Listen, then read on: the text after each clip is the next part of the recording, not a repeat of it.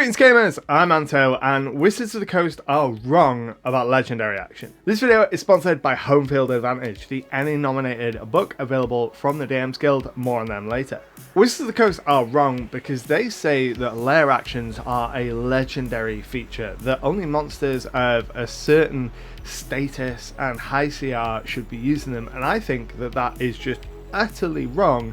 And if you use more lair actions in your encounter building, not only are you going to have a more enjoyable time, you're going to have closer to a balanced time. Now, it's no secret that I have grown to really dislike the challenge rating system in 5th edition.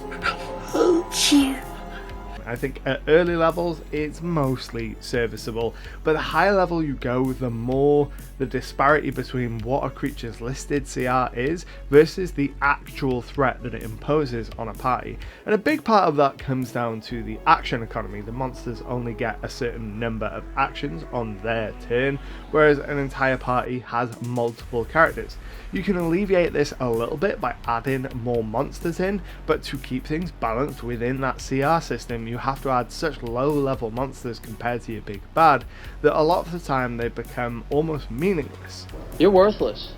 But lair actions are actually a really great way to increase the effectiveness of the action economy, give monsters more to do, without having to just add more creatures to an encounter. Sometimes you want the players to feel like they're fighting against hordes of creatures, but other times you want that more intimate experience where it feels like it is the players versus one or two monsters, and the action economy can really start to break down there. So giving it lair actions or legendary actions if you want to go down that route, but for most monsters lair actions are going to make a lot of sense if you're fighting these creatures on their home turf. So the core rules present lair actions as a manifestation of a legendary creature's magic.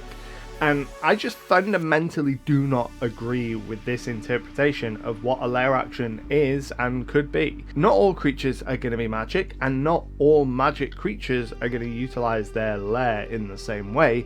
And by restricting lair actions to legendary creatures and to creatures of a certain high CR, you're really missing out on what can be a lot of fun gameplay interactions. Instead, what I recommend is you take lair action literally and start thinking about your environment that you're running your encounters in and how you can incorporate that into lair actions. In fact, I'd go so far as to say every single encounter, if it's happening in a place that the monster has some kind of control over, should incorporate lair actions. So let's talk about what kind of lair actions we can incorporate here. And to do that, we need to understand our encounter a little more. So for this example, we're going to use a goblin hideout, something really low level, the kind of thing that you can expect your players to encounter in those first couple of levels of adventuring, and certainly not something that the rules as written would present as a opportunity for using lair actions.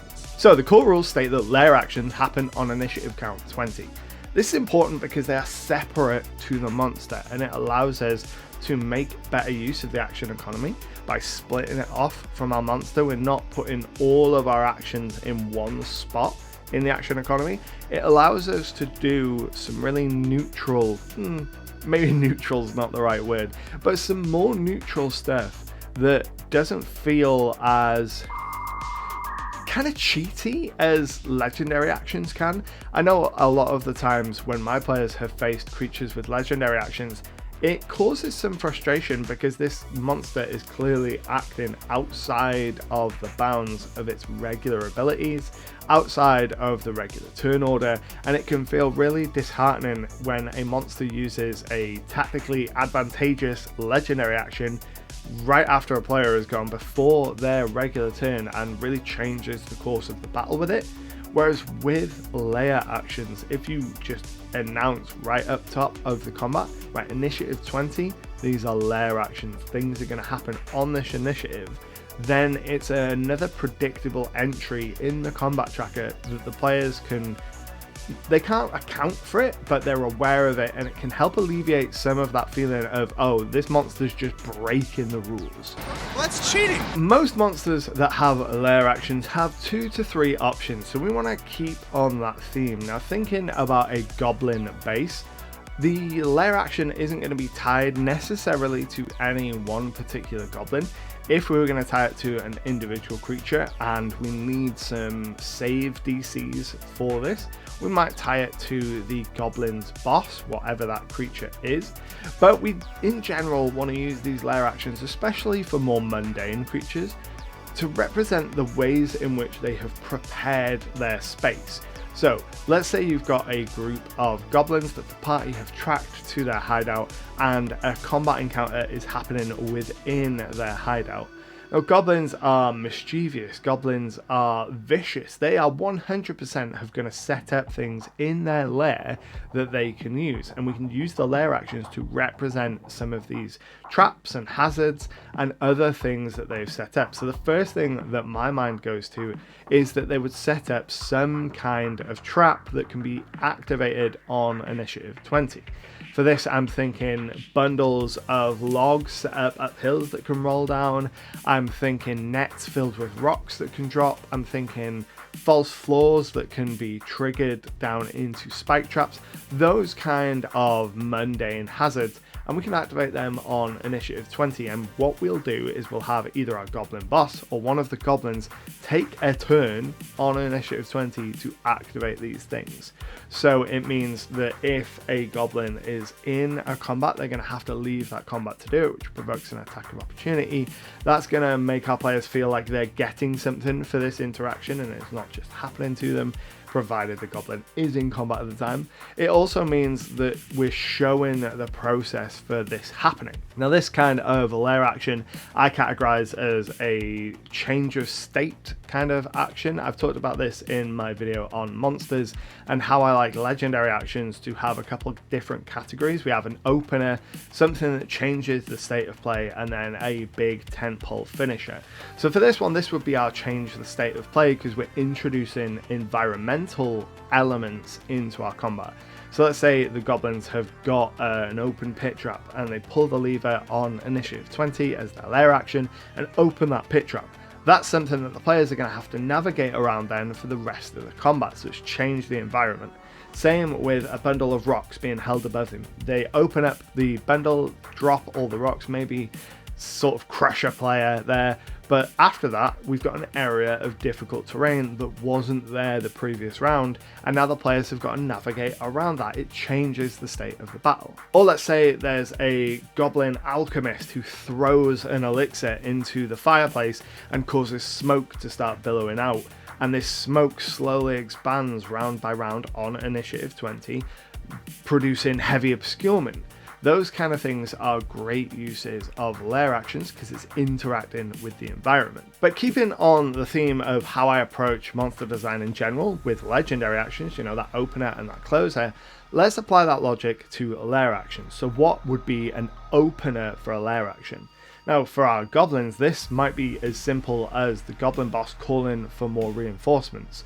So on initiative 20, the goblin boss calls out, and then we get maybe 1d4 goblin, like the lowest CR goblin or an adjacent monster, can be summoned into the room via the entrances or the exits, and that's a good way to start a combat. We wouldn't want to do this necessarily every round. We certainly wouldn't want to do it every round, but it's a good way to open the combat, establish that, okay, this creature is the boss, this creature has some additional influence over our battle. Maybe if we target that guy, he's not going to be able to call on reinforcements. And then if we think of more of a closing lair action, that could be something like the boss monster commanding its underlings. So for our goblins, that might be a case of the goblins have made great networks of tunnels around this area, and the goblin boss commands them to hide. So every goblin within the lair gets the option to make a hide check for free to try and sneak into these tunnels,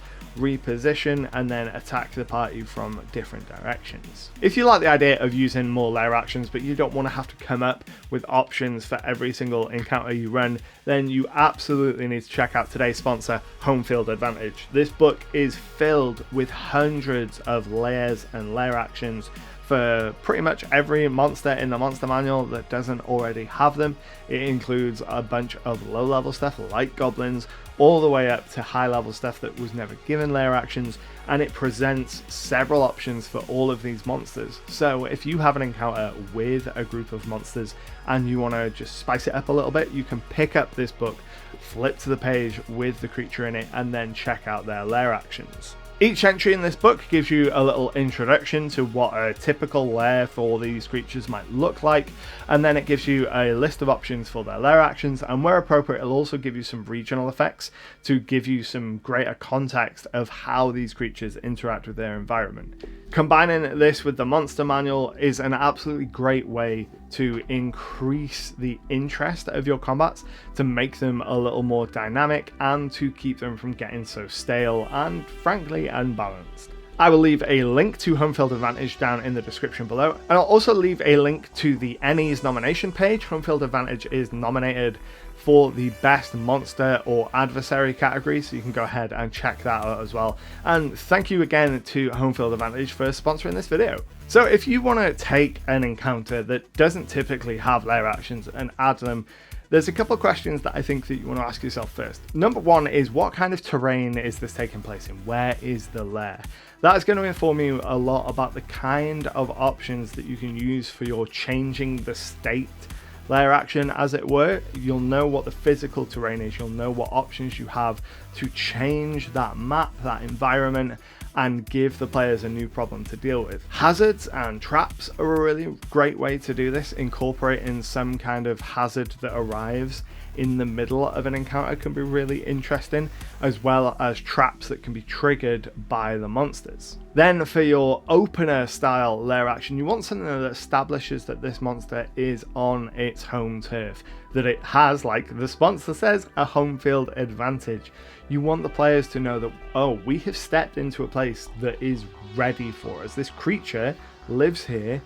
They have prepared their home. So that might be things like networks of tunnels for the monster to use that the players don't immediately know where they are. It might be the monster having lots of little hiding places where they can disappear out of sight.